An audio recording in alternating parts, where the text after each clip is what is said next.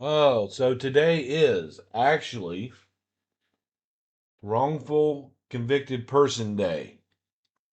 And it's put out to, draw awareness to judicial discrepancies and innocent people that are in jail. And there are a lot of wrongfully convicted people. Today's just not Darlie's day. So I wanted to talk about a couple of people that I feel were wrongfully convicted. I watched the case of Robert Robertson out of Texas that the Innocence Project proudly puts on their website, where you can see his face and all that good stuff, which we'll probably never see Darlie's there. Now, going through it,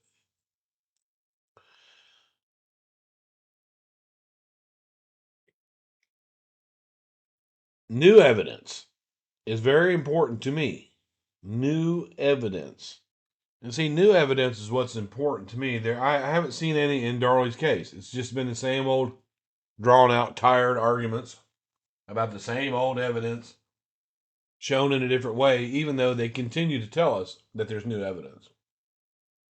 In the case of Robert Robertson, okay, I'll just let it explain itself. Let's see what happens here. This is death row, and this man doesn't have long to live. I haven't seen him in more than 20 years. Good morning, Robert. Good morning to you, Brian. Brian or Mr. Wharton? Brian's fine. Oh, okay. I am, let me just say, I am so sorry that you're here. And so sorry that you're still here. Yes, sir. It's our failure. Yes, sir. It truly is. But he's never been far from my mind. Why? Because I helped put him here, and he didn't deserve it. In 2002, I was the chief detective in the police department in Palestine, Texas. A 2-year-old girl was fighting for her life. Her name was Nikki. She had been brought to the hospital by her father, Robert Robertson. Robertson told staff they were sleeping in their Palestine home when he woke up and saw Nikki unresponsive, having fallen off the bed. When I got to the hospital, Robert wasn't showing any emotion. His daughter is dying, but he doesn't seem to care. The medical staff were talking to me about shaken baby syndrome. That's when an infant is killed or injured after being violently shaken. Nikki would die the following day. If she died of shaken baby syndrome, then there was only one person who could be responsible. So we arrested Robert. He was tried, convicted of murder, and sent to death row. That was 2 decades ago. Since then, I have left police work and entered the ministry, but I've never been able to forget Robert Robertson. This case has been a burden on my heart and my spirit. Let me just say that you have never been far from me, and I'm convinced we did the wrong thing. I think if it would have been properly investigated more, we wouldn't be here sitting here now, probably, Yeah. But No other possibilities for her injury were considered. I regret deeply that we followed the easiest path. it was bad enough, me losing her, right? Yes, sir. I wouldn't do anything now to bring her back, I would occasionally check this website to track his status. When I'd see his name, I'm thinking to myself, good. Somebody's still working with him through the appeals process. An appeal has got to straighten this out, find the truth. I tried to move on. I would comfort myself and say, look, the system did what the system does. He's got an attorney, he got his Miranda warnings, we went by the book, he's where he's supposed to be. But several years ago, someone appeared at my door. It was Robert's attorney, and I told her, I've been expecting you.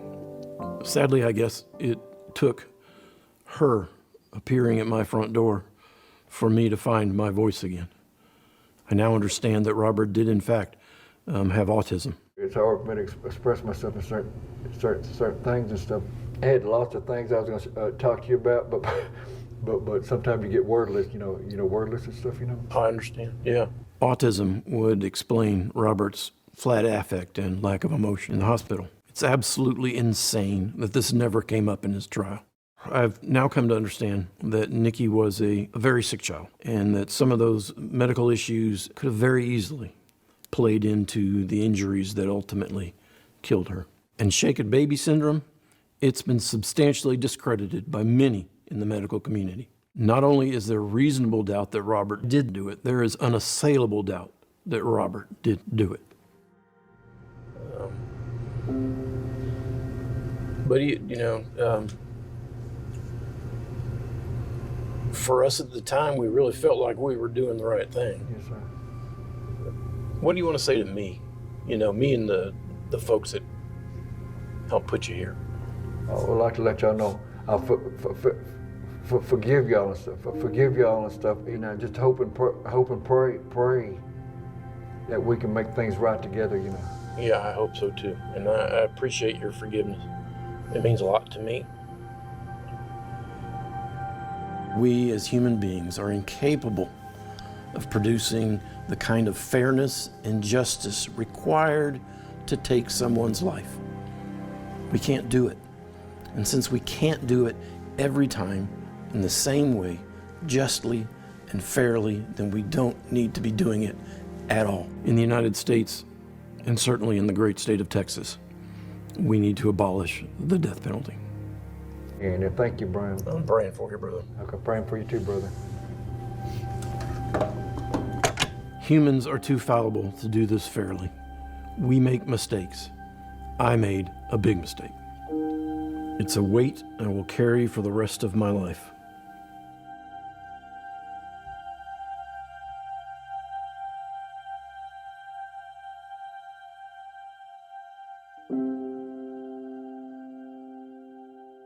Straighten this out.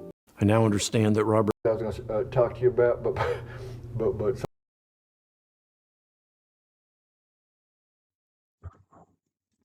So I followed this case, and I don't report on it much. I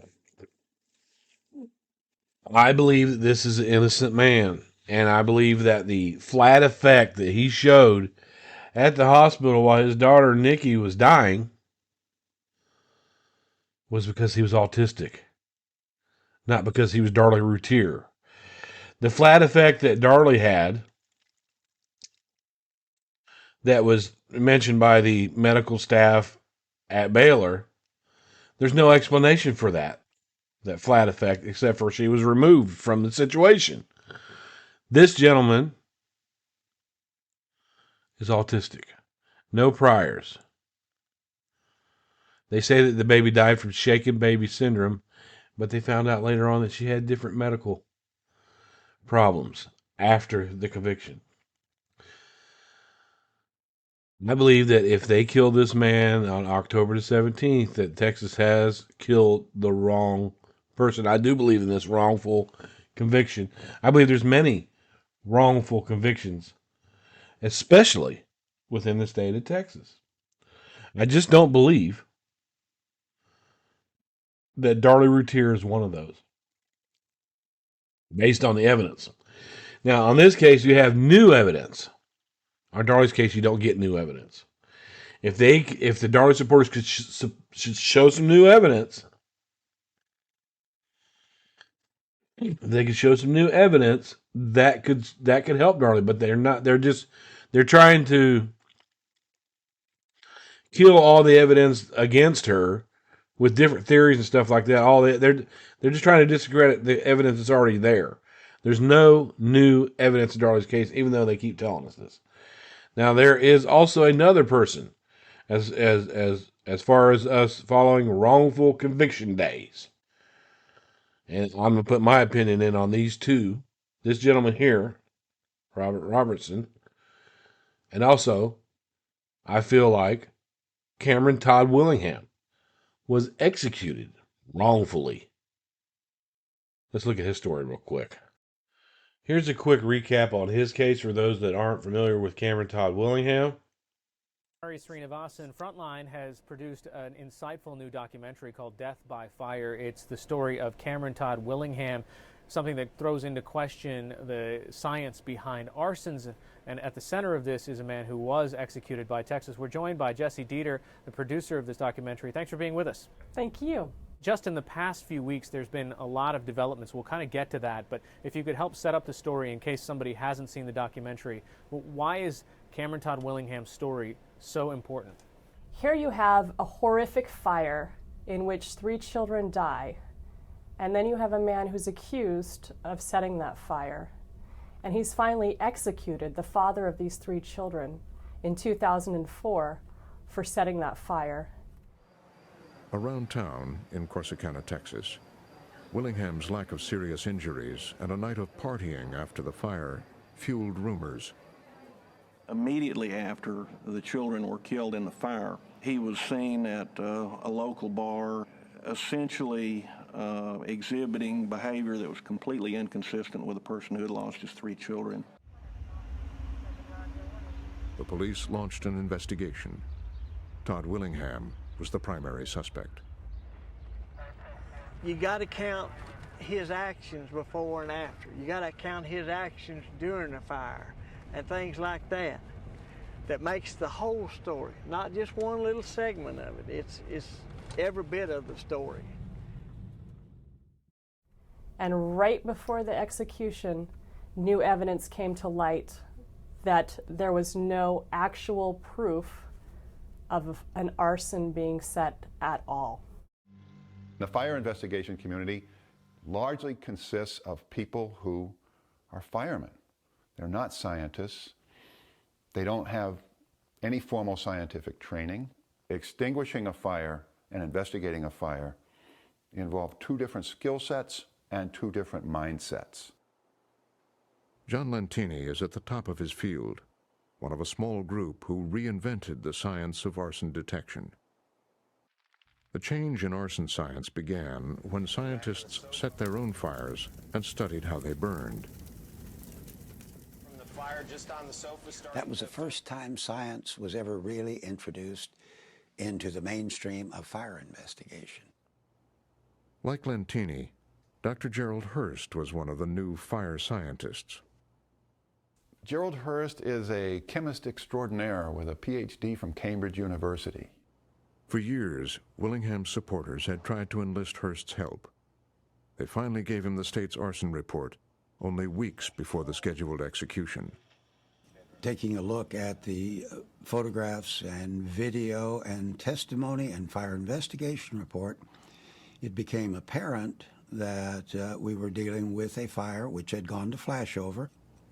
Flashover, the instant ignition of all combustible material in a room. Flashover had left natural patterns on the floor that all post-flashover fires tend to leave behind, and these had been misidentified as pour patterns, and thus the fire had been labeled an arson. One of the real tragedies in this case is that Gerald Hurst has that evidence that there is no set fire before Willingham is executed, and that at that time is not enough to get Willingham a stay of execution. But subsequently, several of the top investigators through this country have confirmed Gerald Hurst's initial finding, which is there is no scientific proof of arson. This has implications beyond just capital punishment cases where people might be on death row for setting fires. We're talking about arson investigations all over Texas and all over the country where it could be faulty science that led to the conviction. Correct, it does. And the good news is, as John Lentini, a noted fire expert, has said, that DAs are starting to come to him proactively and say, you know, we know now since NFPA 921, which is the new regulation that came out new right about the time Cameron Todd Willingham was convicted in 1992, we now know that we need to consider this evidence differently, and there are cases of arson today that we should go back and re-examine, those shades of gray. There are very clear cases of arson that perhaps don't need re-examination, but even district attorneys Yeah, the thing is that this man had to die for them to realize that they made a mistake. The standards of arson investigations were not met at all in the Cameron Todd Willingham case. The fire department saw what they thought were pour patterns from an accelerant in that home. And then we had the new guy, the expert, that showed that it was from a flash where everything combustible caught on fire in the room. One of the things that they held against Todd Willingham is that he wouldn't go back in and to save his kids. He was scared to go back in and save his kids. There was also a jailhouse snitch that said he confessed to him that he set that fire. And that jailhouse snitch recanted his testimony. He said, no, the prosecutors were pushing me to say he did it. There's a lot of other stuff involved in the conviction of Cameron Todd. For stealing and sentenced to 60 days in jail, followed by 2 years of probation. A year later, he was arrested again for driving under the influence of inhalants and sentenced to probation under the condition that he complete a rehabilitation program. His act continued in 1989 when he was caught shoplifting. As a result, his previous probations were revoked and he was sent to a boot camp-style correctional program. Despite these troubles, Willingham later settled in Corsicana, Texas, where he lived with his wife, Stacy Kuykendall, and their 3 daughters, Amber, Carmen, and Cameron. On December 23, 1991, tragedy struck. A fire engulfed the Willingham family's home, killing all 3 of his daughters. Willingham, who had been home at the time, escaped with only minor injuries, while his wife had been out Christmas shopping. In January 1992, Willingham was arrested and charged with capital murder. After the fire, the police investigation revealed that the fire had been deliberately started using a liquid accelerant. Evidence included burn marks on the floor forming puddles, multiple starting points for the fire, and signs that the fire had burned fast and hot, which all pointed to the use of an accelerant. The investigators also discovered charring under the aluminum front door frame, suggesting the presence of a liquid accelerant, and tests confirmed traces of an accelerant near the front door. Despite this, no clear motive for the fire was found, and Willingham's wife denied that they had argued before the fire occurred. Along with the arson evidence, a jailhouse informant named Johnny Webb testified. His testimony became controversial for several reasons. Webb claimed that Willingham confessed to starting the fire to cover up an injury or death of one of the children, allegedly caused by his wife. However, no physical injuries were found on the children after the fire. Webb later told journalist David Gran that he might have been mistaken, as he had been prescribed medication for bipolar disorder at the time. Webb also explained the distinguishable burns found on Amber's forehead and arm, suggesting Willingham had burned her to make it look like the children were playing with fire. At trial, prosecutor John Jackson noted that Webb was an unreliable witness, though he later supported Webb's early release from prison. Webb later tried to retract his testimony, sending a motion to recant that declared Willingham was innocent. He also questioned whether the statute of limitations had expired for perjury. In February 2014, the New York Times reported that the Innocence Project found a handwritten note suggesting a deal had been made with Webb to reduce his sentence for his testimony. During the penalty phase of the trial, prosecutor Jackson suggested that Willingham's tattoo of a skull and serpent fit the profile of a sociopath. 2 medical experts agreed. One expert, a psychologist without a background in sociopathy, argued that Willingham's Iron Maiden poster symbolized violence and death. The other, psychiatrist James Grigson, known as Dr. Death, claimed Willingham was an extremely severe sociopath with no hope of rehabilitation. Grigson had been discredited for unethical conduct before his death. The prosecution also tried to portray Willingham's behavior during and after the fire as suspicious. After the fire started, Willingham was seen at the front door, shouting for help and claiming that his children were inside. His behavior during this time seemed a mix of calm and hysteria, though he later explained he was moving his car to avoid it exploding and worsening the fire. Eyewitnesses described Willingham as having singed hair and burns on his chest and shoulder, but noted that there was no evidence of smoke inhalation. His wrists and hands were covered in soot. He was taken to the hospital in handcuffs. Neighbors, including Brandeis and Diane Barbie, claimed that Willingham refused to re-enter the house to save his children. Willingham moved his car away from the fire and then sat calmly on a nearby lawn without attempting to rescue his children. After the fire, he seemed more agitated, even being restrained by emergency personnel. Willingham returned to the scene in the days following the fire, where he appeared oddly calm at first, but became somber when authorities arrived. He also expressed frustration over the loss of a dart set, even ordering a replacement at a bar, saying money was no longer an issue. The prosecution argued that Willingham may have wanted to get rid of his children. They suggested the fire was the third attempt to kill them, claiming that he had tried to cause miscarriages by kicking his wife during her pregnancies. However, journalist David Gran reported that there was no police or medical evidence supporting this. Willingham's wife denied that he had physically abused the children. The prosecution also painted him as a serial wife abuser and sociopath.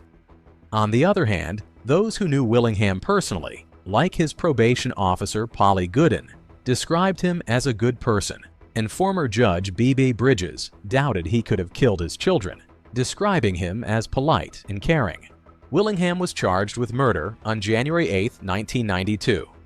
During his trial in August 1992, he was offered a life sentence in exchange for a guilty plea but refused, insisting on his innocence. Fire investigator Vasquez testified that there were 3 points of origin for the fire, suggesting it had been intentionally set. A sample near the door tested positive for lighter fluid, and it was noted that Willingham had escaped the fire with no burn marks, further supporting the claim that he poured the accelerant on his way out. Several witnesses testified against him. For 12 long years, Cameron Todd Willingham waited for the inevitable. Locked away in a 6-by-10-foot cell in the Polunsky unit in Texas, he woke up each morning to the same unchanging routine. Cold cement walls, the sound of distant voices echoing through the prison, the knowledge that his life could be taken at any moment. Day after day, year after year, he watched other death row inmates walk the final path before him, knowing that his time would come soon enough. Time moves differently on death row. Some men count the days, others stop counting altogether. Willingham had plenty of time to think about his past, about his mistakes, about the moment his life had stopped in its tracks back in 1992. He was 36 years old, a young man, full of fight, still believing there was hope for something beyond these prison walls. An identification was completed, and the prison's execution team ensured everything was ready. The looming hour was one of mechanical routines for the prison staff, but for Willingham, it was a moment of reckoning. At 5 o'clock in the evening, Willingham was escorted toward the execution chamber. The weight of the moment had settled in, but he showed no outward signs of fear or regret. His steps were steady, and his expression remained unchanged, as if he had long ago made peace with the end. The execution. At precisely 6:13 p.m., the lethal injection began to flow into Cameron Todd Willingham's veins. The execution, which had been a long time coming, was carried out in the sterile, clinical atmosphere of the Texas State Penitentiary in Huntsville. The lethal dose of chemicals was administered with a sense of finality, marking the end of a journey that began with a tragic fire. It would only take about 7 minutes for Willingham's life to slip away, but for those in the execution chamber, the moment seemed to stretch on. Throughout the procedure, Willingham remained relatively still. Unlike many others who had gone before him, there were no dramatic convulsions or gasps for air. Witnesses observed that Willingham did not show signs of immediate distress. His eyes were closed, and his face held no apparent expression. Some speculated that the way he behaved reflected the mental state he had maintained throughout his time on death row. Quiet, stoic, and steadfast in his belief in his innocence. Despite the relatively smooth process, witnesses later stated that the execution appeared to take slightly longer than anticipated. The wait was drawn out, as if the act of taking a life could not be done without some hesitation, even by those tasked with carrying out the punishment. And Willingham was pronounced dead at 6:20 p.m. His body was swiftly removed from the chamber. The Texas State Penitentiary had performed the grim task, and the man who had spent nearly 12 years on death row was now gone. And you really have to look at the case of Cameron Todd Willingham. There's trial by fire. There's documentaries about him. In my opinion, they executed a wrongfully convicted person. I've always thought that. I've always felt that. And I looked into the case. I don't debate the case. But just from what I've seen with the testimony of the expert fire arson investigator, that they thought that was a poor pattern, and it wasn't. And just because he moved his car out of the way and didn't want to go back in there, it sure was weird. But I can understand not wanting to go into a fire no matter who's in there. I can understand it. I don't know if I would not do it, though. And then you have the witness who recanted his testimony. Be sure to look at the Cameron Todd Willingham case if you're looking around true crime interesting stories. Today is the Wrongful Convicted Persons Day. There is injustice done. David Cam is another one that was wrongfully convicted. Hannah Overton is another one that was wrongfully convicted. And then people that should be convicted get away with stuff. OJ.